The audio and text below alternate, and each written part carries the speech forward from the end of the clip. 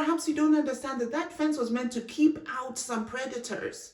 So you've now just opened yourself up to be attacked. A child in his father's home is going to have protection that can never be matched by him living with his mother alone. Having children derive their identity from their fathers is very stabilizing. One thing that I see a lot in the news is where you have cases of abuse on children, whether that's physical or sexual, not by the biological father. Secondly, the biological father is not in the home. Thirdly, it's often by some other guy. So these children are staying with the mother, and whether we want to admit it or not, as women, the vast majority of us feel a need for men. So often, these mothers who are with their children without the father being there, let's say that relationship hit the rocks or whatever, she is still looking for that male affirmation. So enter a revolving door of men who are not there for the long term. They're there to enjoy her body, and she's enjoying it too because that's what she wants.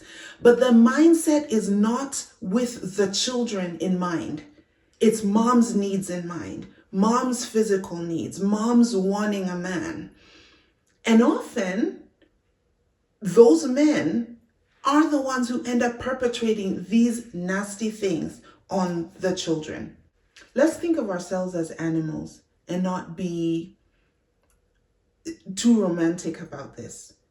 In the animal kingdom, if you think of natural instinct, the natural instinct of a male is to propagate his seed. If a single mother opens her home to a man who is not the father of those children, his natural instinct is to propagate his seed or destroy any other seed.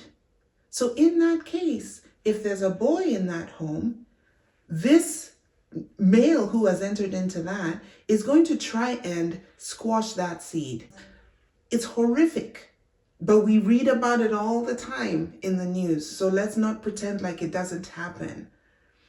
If the child that this single mother has is a girl, then his instinct, his natural instinct, now we're taking morality out of this, his natural instinct would be to propagate his seed through both the mother and the daughter.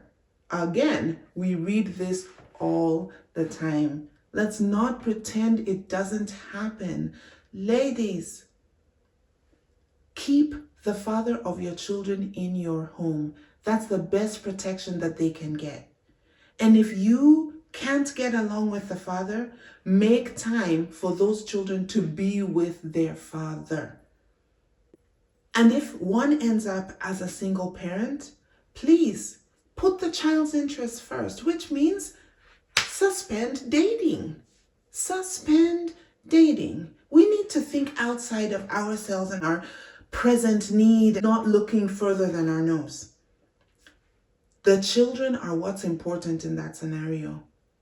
Take care of them by not introducing these other actors in your home. Now, I don't want to hear about, well, what about the deadbeat dads? Oh yeah, you know, my husband, this or that. No, I'm not talking about the fringes, because indeed those are fringes, but we hear about them too often, and that skews our perception to make it seem like, oh, they're all over here. All these horrible men. No. I am pushing back against that. The bad actors are the ones who are the loudest. Empty cans make most noise. Out there doing things, getting publicity for it, making the news, while those who are doing well, living their quiet lives, don't get any press. I pray that God will help us be wise, especially with these children that He's given us.